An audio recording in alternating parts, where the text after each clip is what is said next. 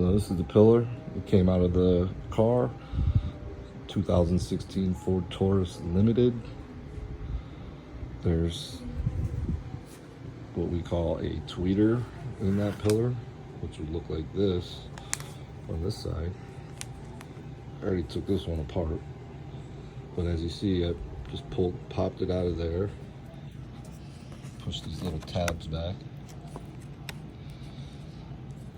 Then there's little plastic welded clips here, 3 of them. I took my little snips, snip, snip, snip, snip, snip, snip, snip, snip, snip, snip. Got the whole plastic weld off, but left the post still sitting there. So I can pull this whole piece off now.